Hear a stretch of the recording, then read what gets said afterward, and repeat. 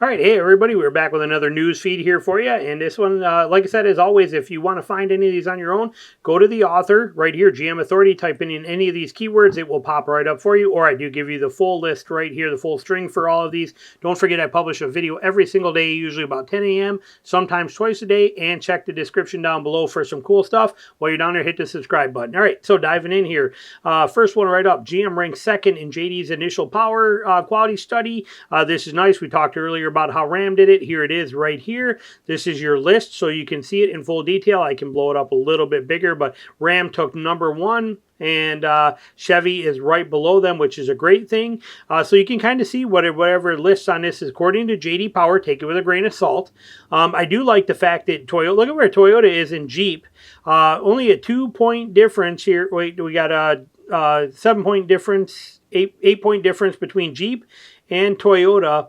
And people gave me a lot of crap for my video I did where I compared the build quality of my Gladiator to the amazing 4Runner. Wasn't ripping on the 4Runner, but I was showing how great Jeep quality is when you compare. People think Jeep's bottom of the barrel. Compare it to this amazing 4Runner, and you can see that it's built really, really good, but people thought I was ripping on the 4Runner. Anyway, you can see your listings right here for you in the ranks of what has, according to JD Power, an initial quality study.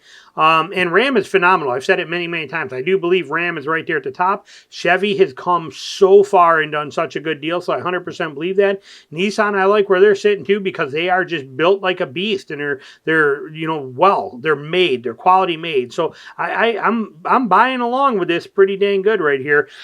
So there it is for you if you want to see it. Moving along, more rankings. This one here from Ford Authority. Ford ranks second for most recalls in the first half of 2024. Second, okay, that's the first time in 4 years Ford was not number one in recalls. So they're climbing. That's a beautiful thing. Finally starting to get somewhere after 4 years of this BS where they've been number one. It is still early though. It is only the first quarter, or first half. So we'll see what they do. Where do they stand? Well, Ford's coming in right now. They are at 30. They are tied with where do we see that at? Right here. Ford has issued 30 recalls so far for the first half of 24. They're right behind Chrysler, not Ram, not Jeep. This is Chrysler, a different company, but behind Chrysler at 31, and Forest River, who builds, they build RVs, campers, and stuff like that, which is at 31. I don't know why that's in here, but so basically Chrysler is number one at 31. And Ford drops back to second place with 30 recalls so far. And they give us a little chart right here, which I did blow up, so we can take a look at this and see. Forest River is there. We can see Chrysler. This is in order. Chrysler's leading the way at 31. Then we go to Ford Motor Company at 30. And then we have Kia coming in at 27.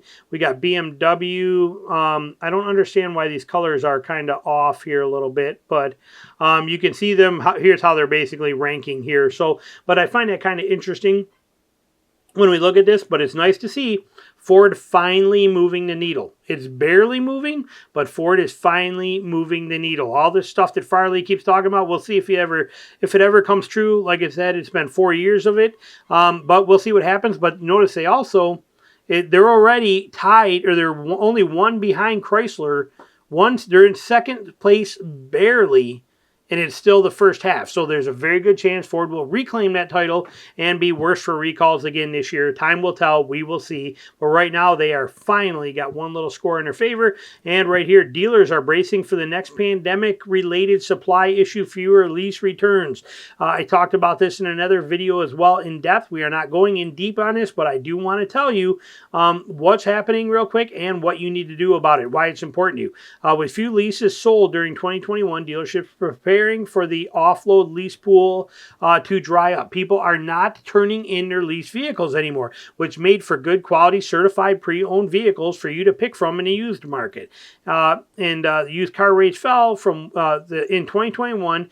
New car leasing rates fell from 1 in 3 to 1 in 6. So we lost a lot, okay, reducing the numbers of buyers at leased end. Certified pre-owns will also see a reduction of supply as fewer lease turned-in vehicles get to dealers. What does this mean for you? It means that if you are looking for a used car, buy it now. Because right now there's a supply of used cars available, and if there's a supply available, they drop down the prices for you, you get better rates, okay? That's the important part. if these dries up like they're talking about, okay, next pandemic-related supply issue, okay, if these used lots start drying up, what we're going to have is we're going to have less cars available. They're going to raise the prices of used cars like what happened during the pandemic, and you are going to pay more for these used cars. You don't want to deal with that. So if you're looking for a used car, buy one now before the lots start to dry up. That's my opinion for you and what I think is the smartest thing to do. They go into some little bit more stuff here. The number of lease turn-ins, crucial for new vehicle sales, certified pre-owned programs, and customer retention will plummet. If automakers and their financial partners cannot figure out a way to handle this, the effects are expected to be felt for at least the next 2 years. If you're looking for a used car, buy it now. All right, and the next one we are going into right here. This is very interesting. Okay, another Ford thing. I think it's pretty brilliant and pretty interesting, but Ford 2023 Broncos came with a non-functional dummy subwoofer and amp. Okay, now we understand with the supply shortages why this happened, but it's interesting why they left them in there. Okay, and they didn't screw anybody over on this. They told their customers what was happening. So in the back cab area back here, or by the wheel, there's supposed to be another subwoofer like you see in an amp here. Okay, it was supposed to be put in there. Supply shortages made it where they couldn't do it, basically. They didn't have that luxury because the suppliers couldn't get them done right. So Ford actually came out and told people and said right here in their thing, they actually gave them a $250 discount off the MSRP in exchange for the subwoofer delete. Ford also notified customers that their vehicles would not be retrofitted with the subwoofer at a later date. It just is what it is. So they took that 7th speaker out, but they didn't take it out. Okay, they actually left it in there and put in a dummy speaker with no magnets on the back, and they put in an amp with no guts in it. It's got a red X on it signifying that this is a dead amp. So they still put the parts in there. They're just non-functional. Why did they do that? Okay, that's the interesting part. So when we look at this and dive in, you can see it here.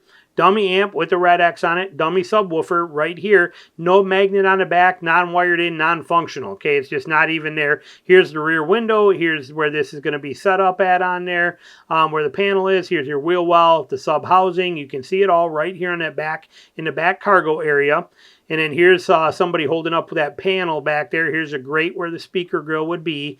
So you can see it. And they say that on a surface level, it sure would make sense to not install the amps and subwoofers in the vehicles. Instead, however, Ford obviously did this for a reason. Research has failed to net me an official explanation, so I've reached out to the automaker for comment.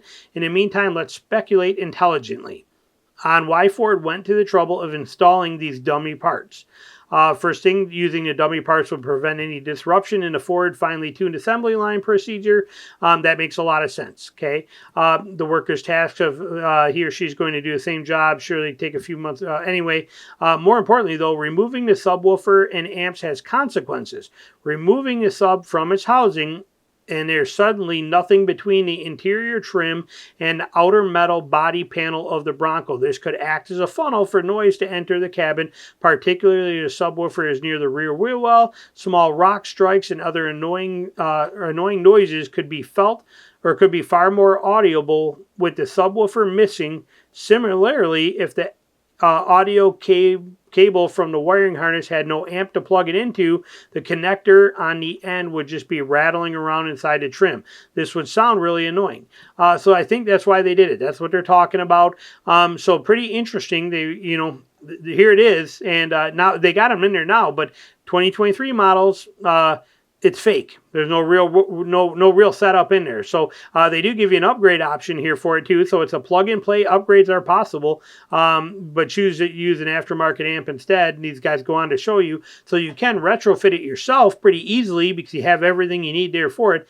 But this is why on the 2023 Broncos, it looks like there's one there. Here's the grill setup on it right there where you're seeing the speaker, but it is 100% fake. And the people that bought them were compensated for that on their orders. So, all right, we're end this news feed there. Hope you enjoyed it. Thanks for watching.